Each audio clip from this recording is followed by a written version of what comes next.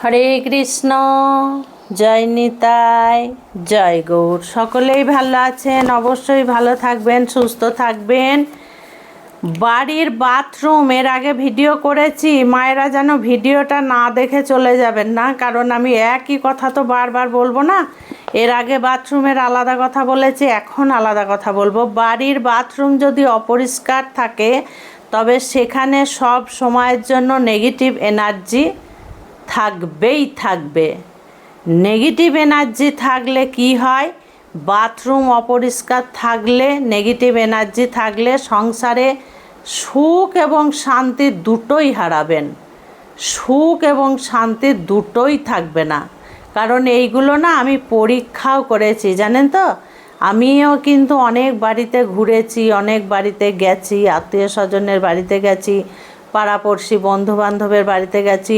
ওইগুলো আমি গিয়ে কিন্তু নোটিশ করি যে এদের কেন এই দুর্দশা, এদের বাড়িতে কেন এরকম খিটির মিটির লেগেই থাকে, একজনের সঙ্গে একজনের মেলে না, যেন একই পরিবারে থাকে অথচ বিরাট শত্রু, একজনের সঙ্গে একজনের মুখ তারা দেখতে চায় না। জানেন, আমি একটা বাড়ি দেখেছি, 5টা বোন, দুঃখের বিষয় 5টা বোনেরই বিয়ে হয়েছিল, 5টা বোনই চলে এসছে বাবার বাড়িতে দিয়ে আছে।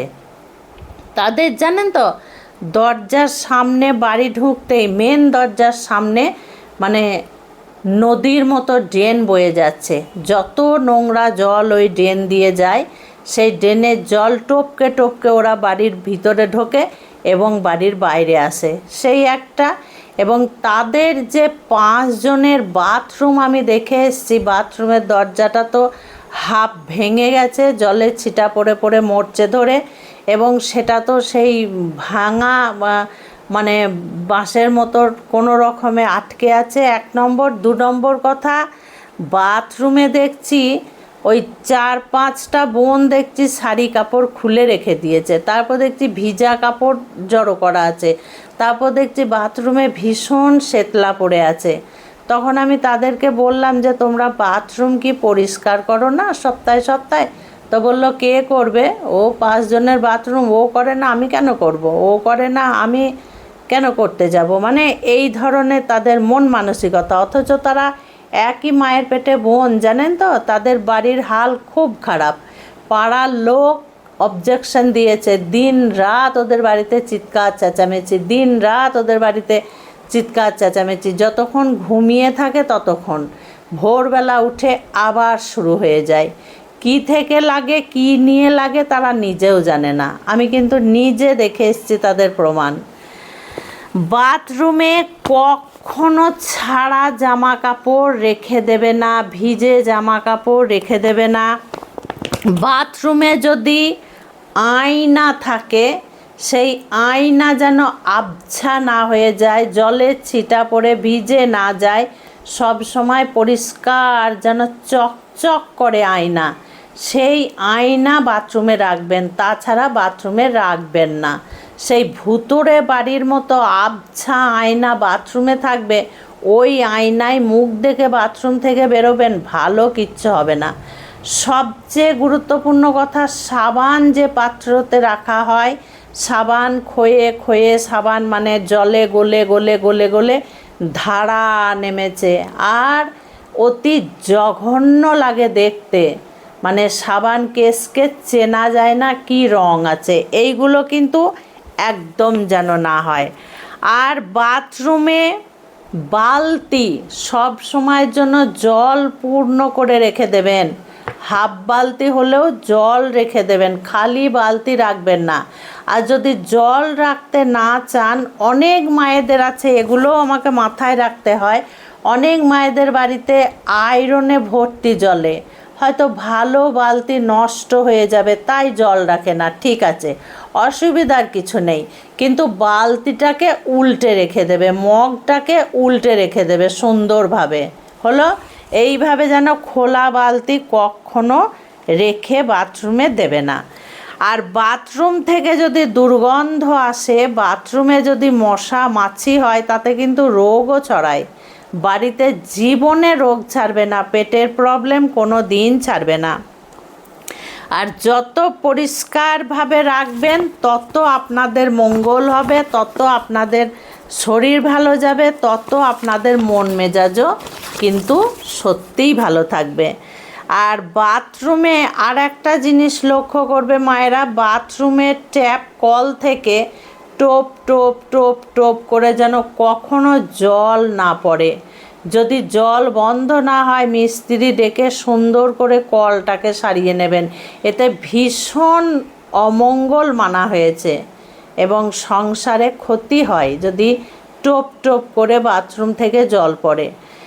সে জলটা যে কোনো জায়গায় যেন বাড়িতে কোনো জায়গায় এইভাবে না পড়ে। আপনাদের বাড়ির সব ঠিকঠাক আছে, ঘর দুয়ার পরিষ্কার পরিচ্ছন্ন আছে, সব ঠিক আছে, কিন্তু কাউরির সঙ্গে কাউরির মিল নাই, একমাত্র সেটা বাথরুমের কারণ হতে পারে। তার কারণ আমি বললাম, নিজে প্রমাণ করেছি, নিজে পরীক্ষা করেছি আমি। দেখুন, বাথরুমটা হচ্ছে শান্তির জায়গা। আমরা যেটুকু সময় ঠান্ডা জলে স্নান করব, সাবান মাখব, আমরা মলমূত্র ত্যাগ করব, তখন যদি আমাদের মনে ঘেন্না আসে, ঢুকতে ইচ্ছে না করে, তাহলে কি সেই বাড়ির ভালো হবে বলেন? নিয়ম করে সপ্তাহে একদিন করে বাথরুম পরিষ্কার করুন, মাথা ঘষে স্নান করে বেরিয়ে আসুন। কখনো আপনারা বাথরুম অপরিষ্কার রাখবেন না। অনেক বাড়িতে আছে 3 দিন 4 দিন করে কাপড় মানে ওই ঝুলিয়ে রেখে দেয়, গুঁজে রেখে দেয়, আমি দেখেছি গুঁজে রেখে দেয়। এতে আর একটা খারাপ কাজ হয়, সেটা কি, কাপড় জামাতে যদি মাকড়সা বাসা বাঁধে, সেই কাপড় পরে আবার মল ত্যাগ করতে যাবে, তখন গায়ে কি হয়, গায়ে ঘা হয়ে যাবে, চামড়ার দোষ হয়ে যাবে। এগুলো হয়েছে বলেই আমি বলছি। বাড়ির সুখ শান্তি যাতে নষ্ট না হয়, সকলের সঙ্গে যাতে মিল থাকে, অসুখ বিসুখ না হয়, তাহলে কি করবেন, বাথরুম কিন্তু পরিষ্কার পরিচ্ছন্ন করে রেখে দেবেন। আর একটা কথা, বাথরুমে কখনো কোনো দড়ি জাতীয় জিনিস ঝুলিয়ে রাখবেন না। ওই সাপের মতো দড়ি ঝুলে থাকবে, তাতে কিন্তু ভালো কিছু হবে না। আর বাথরুমের দরজা সব সময়ের জন্য বন্ধ করে রেখে দেবেন। বাথরুম পরিষ্কার পরিচ্ছন্ন হলেও বাথরুমের দরজা কিন্তু সব সময়ের জন্য লাগিয়ে রাখতে হয়। এই কথাগুলো যদি, ছোট ছোট কথাগুলো যদি আমরা মন দিয়ে শুনি, আমরা যদি মেনে চলি, তাহলে আমাদের সংসারে সুখ শান্তি দুটোই বজায় থাকে। সকলের সঙ্গে সকলের মিল থাকবে, বাড়িতে আস্তে আস্তে কথা হবে, সবারই মনে আনন্দ আসবে, তবেই তো সেই বাড়িটা মন্দির হয়ে উঠবে, তবেই তো সেই ঘরটা আমাদের কাছে মন্দির হয়ে উঠবে। বাড়ি শান্তির জায়গা। আমরা বাইরে থেকে এসে বাড়িতে একটু শান্তিতে থাকতে চাই। সেই বাড়িতে যদি অশান্তির গাছ তৈরি হয়ে যায়, তাহলে সেই বাড়িকে আর বাড়ি কি করে বলা যায়? খুব ভালো থাকবেন, সুস্থ থাকবেন, এইভাবে প্রত্যেকটা ভিডিও দেখতে থাকবেন। আজকে আসছি। হরে কৃষ্ণ, জয় নিতাই, জয় গৌ।